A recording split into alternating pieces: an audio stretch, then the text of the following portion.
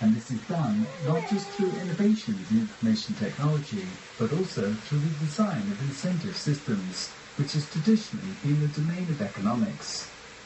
Through adding a layer of trust and value exchange to the internet, the blockchain merges our newly developed information networks with the institutional structures that sit on top of them. In so doing, it greatly strengthens the capacity of those networks as a new mode for organizing society and economy. By merging economics and technology, it enables us to redesign institutional structures and ultimately reconceptualize how we organize virtually every aspect of society, economy, and even technology infrastructure.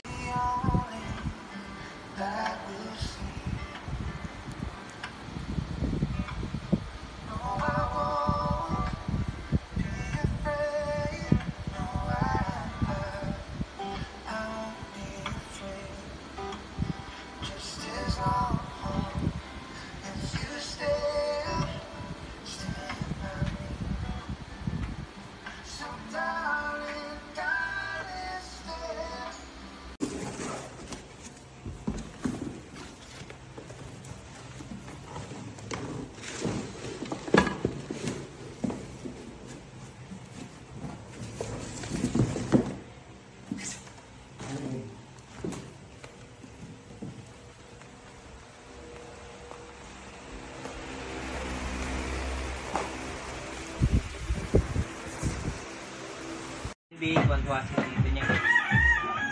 Hindi na ako natutuwa. Talo ako eh. Number ko lumabas eh. NBA, hindi PBA. NBA kami hindi. Ano maganda dyan? Baka iba to yung flies. Hoy! Tanggalin mo na nga si Jay! Yung si ano? Jay! Yung mga mga flies, yung ano, yung mga... Tapos yung mga screw. Pakong screw. Yay! Thank you so much, seller. Sobrang inabangan ko siya ng sale dahil na-try na namin yung 32-inch nitong Grand TV. Binili ng kapatid ko, same shop. So, same shop din ako umorder. Thank you so much for this wonderful television. Thank you so much, seller. More.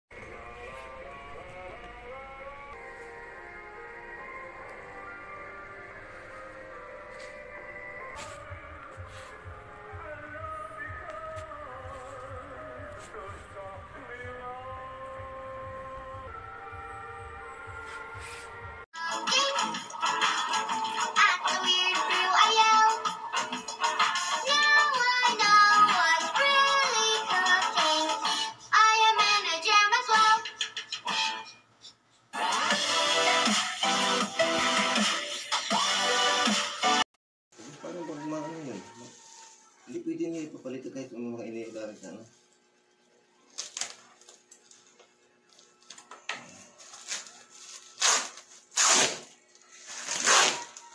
Ano mo? Ang dalis.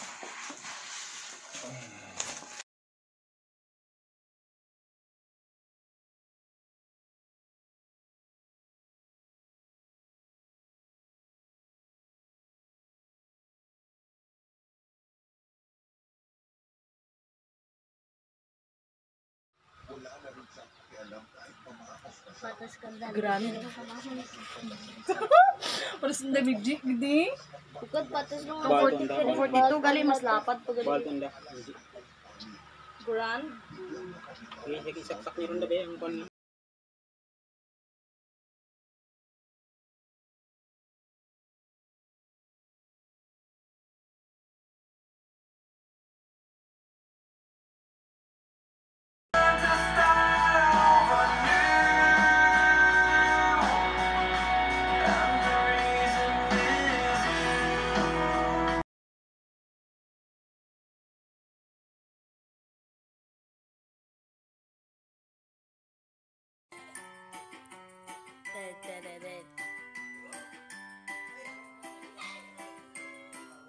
Now this is like, not really a direct sequel, but probably a sequel to the plot of this guy right here. Kung sino man to.